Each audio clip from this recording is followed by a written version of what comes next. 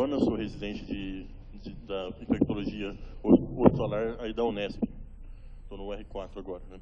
Vou apresentar, então, dengue em transplantados renais, série de casos brasileira. A dengue ela é uma doença que é bastante importante aqui no nosso país e em várias partes ali do mundo, e há um grande número de transplantados renais que vivem em algumas regiões que têm dengue ou, eventualmente, visitam, né, essas regiões e estão expostos a uma possível infecção.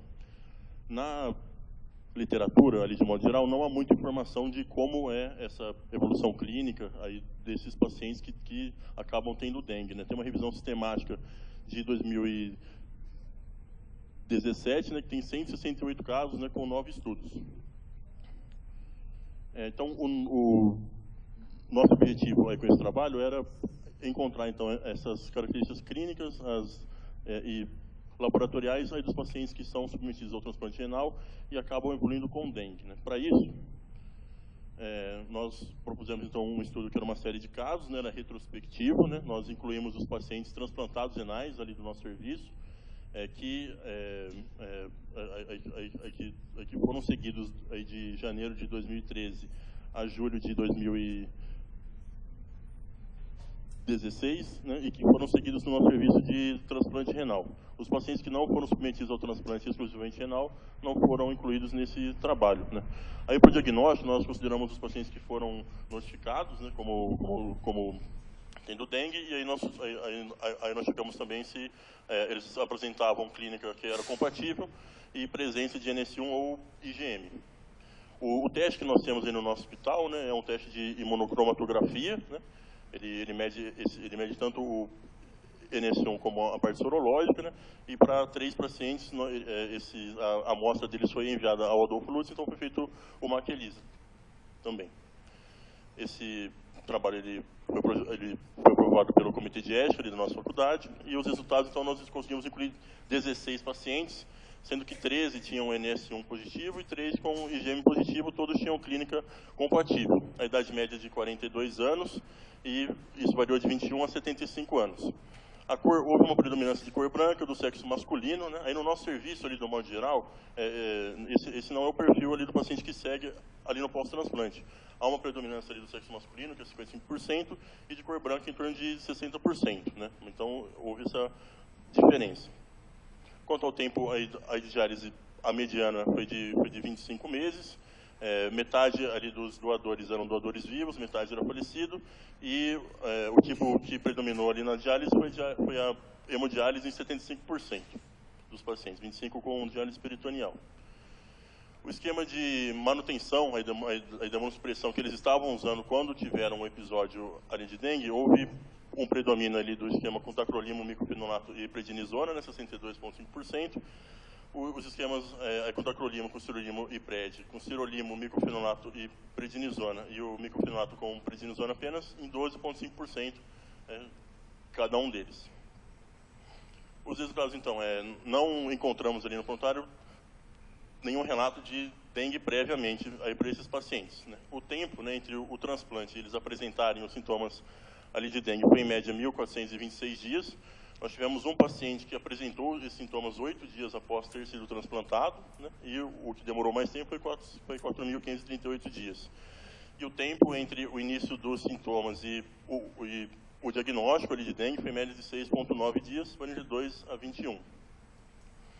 Considerando os critérios de gravidade da OMS, né, isso, claro, que baseado em dados ali do prontuário, né, nós não avaliamos esses pacientes, 93% eles se enquadraram como dengue clássica, né, nós não encontramos nenhum paciente que se enquadrasse em dengue com sinais de alarme, e 6,3% eles se enquadraram como dengue grave, né, que foi justamente esse paciente que teve os sintomas 8 dias após ter sido transplantado. Os sintomas ali de um modo geral, os mais comuns foram febre, com 87%, mialgia, cefaleia, né? De um modo geral, assim, os sintomas aí de maior gravidade, né, como hemorragia, síncope, oligúria e hipotensão arterial, nós só encontramos em um paciente, né, que coincidentemente esse que teve dengue 8 dias após, né? Ele evoluiu aí com quadro de dengue, teve até perda ali do enxerto, os outros pacientes nós não encontramos nenhuma sintomatologia que os enquadrasse como sinal de alarme ou como grave. Com relação às alterações laboratoriais, a mais comum que nós encontramos foi uma diminuição ali do clearance do clearance renal, né? Isso apareceu em 66,7%. Esse dado ele é bastante parecido, né, com o que nós encontramos na revisão ali de 2017, que se não me engano é 67,1%, né? Então é bem próximo. Proctopenia e aumento da ALT em 60%, leucopenia e aumento da ST em 53%, hipoalbuminemia em 27%, e nenhum paciente apresentou hemoconcentração, né, pelo que nós avaliamos. Os desfechos, a média de segmento desses pacientes foi de 863 dias, teve uma variação de 357 até 1.546. Com relação à perda de enxerto, 2 pacientes apresentaram a perda do enxerto. Um nós consideramos que foi relacionado ao quadro ali de dengue, né, que foi esse paciente que apresentou sintomas 8 dias após, né, ele teve bastante sangramento, hemorragia na anastomose arterial e foi submetido à enxertectomia. O outro paciente ele perdeu esse enxerto 2 anos após. Aí na biópsia que foi feita ali do rim não se chegou a uma causa, mas aí nós não consideramos que foi relacionado a esse quadro de dengue, né, e nenhum óbito nós encontramos no nosso segmento. De um modo geral, então, né, a sintomatologia, se nós compararmos com a literatura, né, assim, os nossos pacientes eles tiveram uma sintomatologia menos intensa. Ali na literatura, cerca de 12% a 32% tem sintomas graves, né, ali no nosso trabalho foi em 6%. E com exceção desse paciente aí que teve dengue logo após o transplante, né, que já há casos relatados, né, nesse sentido que evoluiu com os sintomas de gravidade. Resumindo, tentei falar o mais rápido possível. Muito obrigada. Eu teria 2 perguntas. A primeira, acho que é relativamente simples. Você tem os casos, né, e você poderia, então, se ao mesmo tempo, nesse mesmo microambiente, você não poderia comparar com os controles que não foram transplantados? Porque uma das perguntas mais importantes que a gente tem em imunodeprimidos com dengue é o que acontece em relação ao quadro clínico. Essa é a primeira pergunta, porque você está lá, você deve ter os prontuários. E a segunda pergunta é a seguinte: você realmente estudou epidemiologicamente e realmente chegou a detectar a possibilidade de ter sido o enxerto, mas eu gostaria de saber, nos outros casos, se você não tem condições de estudar melhor como que foi a aquisição da infecção. Porque vocês guardam, né, plasma, pelo menos esses pacientes costumam guardar para algum tipo de estudo. Se você não fez, se vocês não fizeram, será que não podem estar guardados, pelo menos os mais recentes, para estudar retrospectivamente, antes do transplante, o que pode ter acontecido, ou próximo da dengue, o que pode ter acontecido? Isso na literatura está descrito. Então, e também está descrito que muito tempo depois o indivíduo não tinha sinais de dengue e depois se descobriu que ele tinha alguma coisa latente e apareceu algo. Então, será que isso seria possível? Você teria que olhar se tem material guardado, estocado. Com relação a essas amostras, né, para possíveis testes, né, nós até tínhamos pensado nisso para pesquisar Zika, né, nesses pacientes. Esses pacientes eles foram atendidos pela nefrologia, né, então eles não passaram pela infecto, então a gente meio que não teve muito contato com eles na fase aguda, né.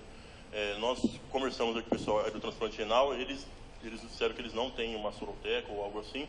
O que eu consegui mais próximo, assim, eu fui no Hemocentro, né, e eles acham que eles guardam plasma aí de transfusão, né. Então, assim, eu vou pesquisar, ver se eles têm ali das datas que foram anteriores a algum transplante. Eu não sei se teria para todos os pacientes, ali para 2, pelo menos assim eu já consegui, né, mas aí eu preciso aí que algum laboratório teste para ele também, né.